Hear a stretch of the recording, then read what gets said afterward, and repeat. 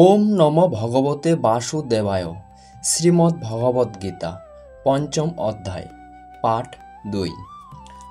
যোগযুক্ত অর্থাৎ যিনি যোগের ফল লাভ করেছেন সেই পুরুষ সকল প্রাণীর আত্মার মূল পরমাত্মা, যিনি তাতে স্থিত।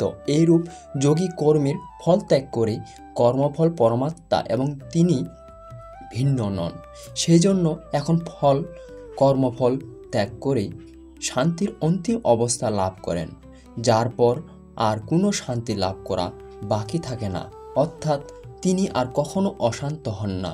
কিন্তু অযুগ্ম পুরুষ, যিনি যোগের পরিণামের সঙ্গে যুক্ত নন, প্রতীক এরূপ পুরুষ ফলে আসক্ত হয়ে ফল হলেন পরমাত্মা, তাতে আসক্ত হওয়া আবশ্যক।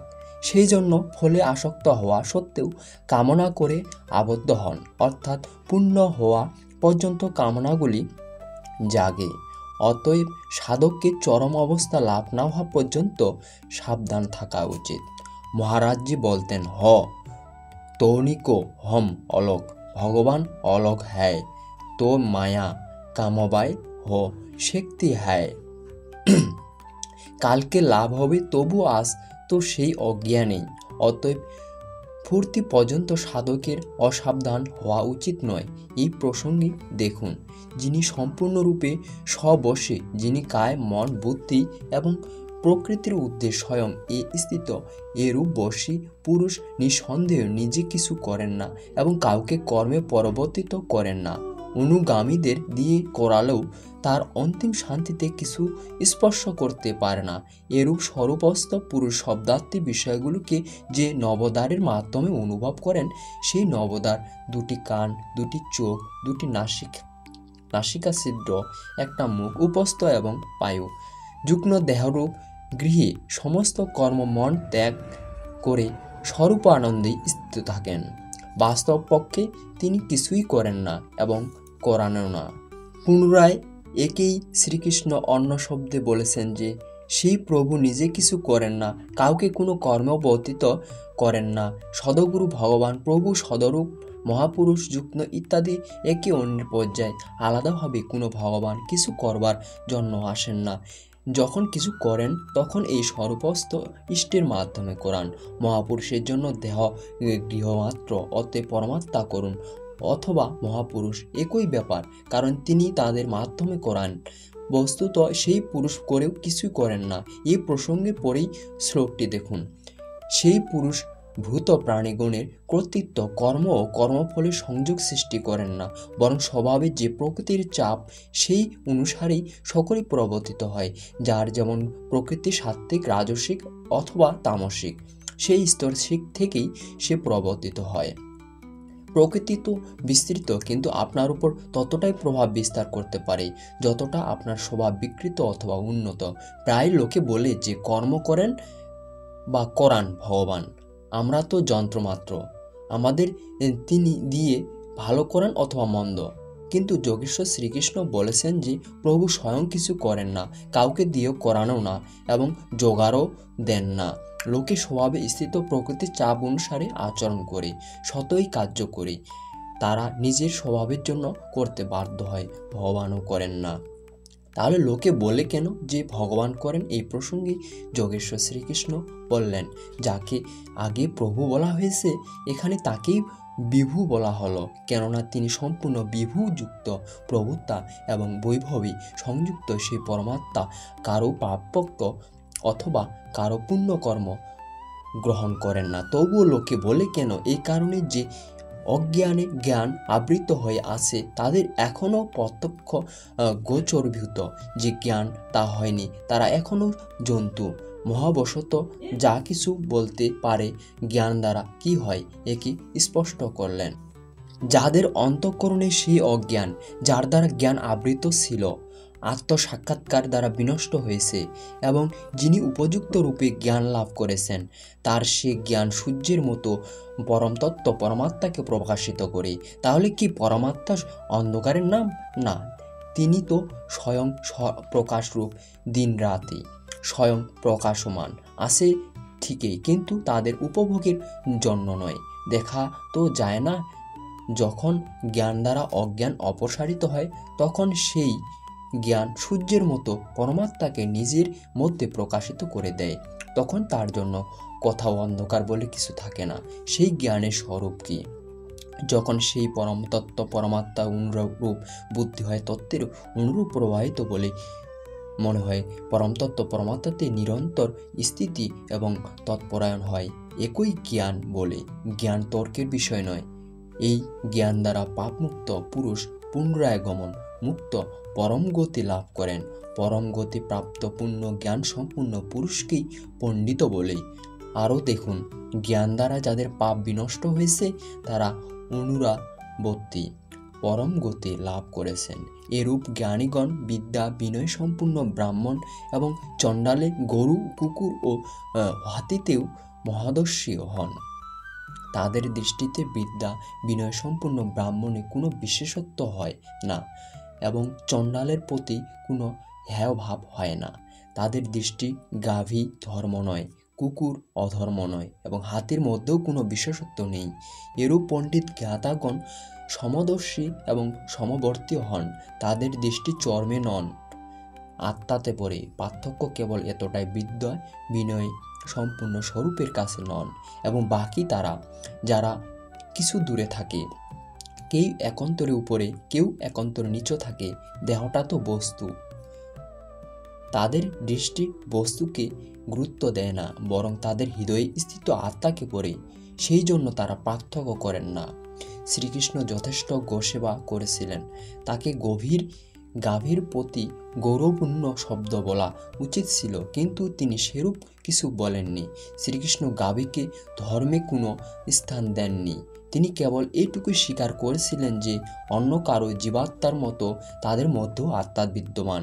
গাভীর আত্মিক মহত্ব বা হোক না কেন, তাদের ধার্মিক বৈশিষ্ট্য পরবর্তী মানুষের জোর করে চাপিয়েছে। শ্রীকৃষ্ণ গত অধ্যায়ে বলেছেন যে অবিবেকীদের বুদ্ধি অত্যন্ত ভেদযুক্ত হওয়ার জন্য তারা অত্যন্ত ক্রিয়ায় বিস্তার করে নেন। অনর্থক শোভাযুক্ত বাণীতে তারা সে সমস্ত ব্যক্তও করে। তাদের বাণীতে প্রভাবে যাদের চিত্তের উপর পড়ে তাদের বুদ্ধিরও নাশ হয়, কিছু লাভ হয় না, বরং অনেক কিছু লোকসান হয়। কিন্তু নিষ্কাম কর্মযোগী অর্জুন নির্ধারিত ক্রিয়া একটাই যজ্ঞের প্রক্রিয়া আরাধনা। গাভী গরু হাতি অসৎ নদীর ধার্মিক মহত্ব এই অনন্ত শাখাযুক্ত অবিবেকীদের সৃষ্ট।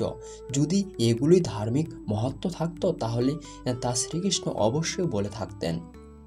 হ্যাঁ, মন্দির মসজিদ ইত্যাদি পূজার স্থানে প্রয়োজন, সাধনার প্রারম্ভিক কালে আবশ্যক থাকে। সেখানে প্রেরণাদায়ক মুহূর্তের উপদেশ পাওয়া যায়, তার উপযোগিতা অবশ্যই আছে। এগুলি ধর্মোপদেশ কেন্দ্র। প্রস্তুত শ্লোকে দুইজন পণ্ডিতের উল্লেখ করা হয়েছে, একজন পূর্ণ জ্ঞাতা এবং অন্যজন বিদ্যা বিনয় সম্পূর্ণ। কিরূপে তারা দুজন? বস্তুত প্রত্যেক শ্রেণীর সীমা দুটি, অধিকতম সীমা পরাকাষ্ঠা এবং প্রবেশিকা অথবা নিম্নতম সীমা। উদাহরণস্বরূপ ভক্তির নিম্নতম সীমা যেখানে থেকে ভক্তি আরম্ভ করা হয়, বিবেক বৈরাগ্য এবং নিষ্ঠার সঙ্গে যখন আরাধনা করা হয়, এবং অধিকতম সীমা সেটা যেখানে ভক্তি পরিণাম দেওয়ার স্থিতিকে থাকে। ব্রাহ্মণ শ্রেণীতেও এরূপ হয়। যখন ব্রহ্মে স্থিতি লাভের ক্ষমতা চলে আসে তখন বিদ্যা বিনয় স্বাভাবিকভাবে সাধকের মধ্যে পাওয়া যায়। মনে শান্তভাব, ইন্দ্রিয় সমূহের দমন, অনুভূতির সঞ্চার, ধারাবাহিক চিন্তন ধ্যান এবং সমাধি ইত্যাদি ব্রহ্মে স্থিত হওয়ার সমস্ত যোগ্যতা তার অন্তরালে স্বাভাবিকভাবে কার্য করে। একে ব্রাহ্মণ তত্ত্বের নিম্নতম সীমা বলে। যখন ক্রমশ উন্নত হতে হতে ব্রহ্মের দিগদর্শন করে সাধক তাতেই বিলীন হন, তখন উচ্চতম সীমা উপস্থিত হয়। যাকে জানবার জন্য সাধনরত ছিলেন তাকে লাভ করে তিনি পূর্ণজ্ঞাতা হন।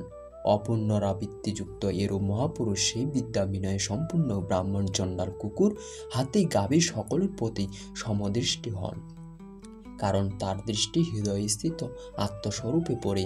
এরূপ মহাপুরুষ পরমগতি লাভ করে কি পেয়েছেন এবং কিরূপে এর উপর আলোকপাত করে যোগেশ্বর শ্রীকৃষ্ণ বললেন, সেই পুরুষগণ জীবিত অবস্থাতে সম্পূর্ণ সংসার জয় করেন, যাদের মন স্বভাবে স্থিত।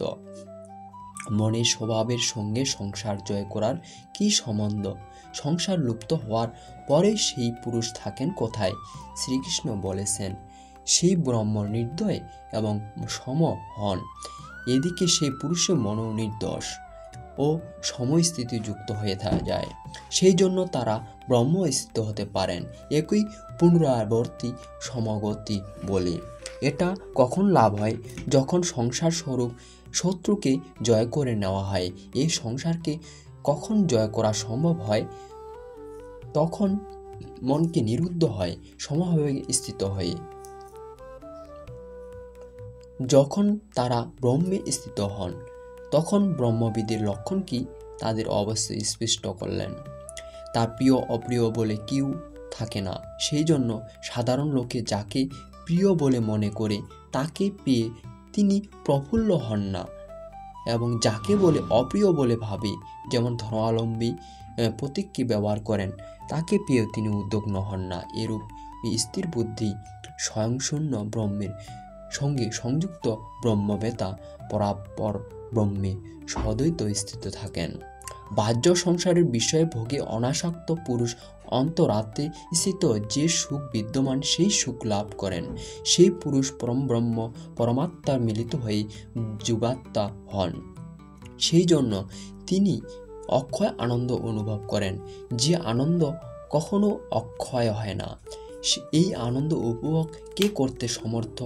যিনি বাহ্য বিষয় ভোগ অনাসক্ত। তাহলে কি ভোগ বাধক? ভগবান শ্রীকৃষ্ণ বললেন, কেবল তত্ত্বই নয়, সকল ইন্দ্রিয় স্পর্শ করে, দেখা চোখে স্পর্শ, শোনা কানের স্পর্শ, এ প্রকার ইন্দ্রিয়সমূহ এবং বিষয়সমূহের সংযোগে উৎপন্ন সকল ভোগ যদ্যপি ভোগকালে সুখদায়ক বলে মনে হয়, কিন্তু নিঃসন্দেহে সে সকল দুঃখদায়ক যোনির কারণ। এ ভোগেই যোনির কারণ। তাই শুধু নয়, ভোগের কামনা মনে জাগে এবং কামনা পূরণের পর তা নাশ হয়ে যায়। ভোগ নাশবান। সেই জন্য কোনতেও বিবেকীয় পুরুষ তাতে আবদ্ধ হন না। ইন্দ্রিয় সমূহের এই স্পর্শ কি থাকে? কাম, ক্রোধ, রাগ ও দ্বেষ।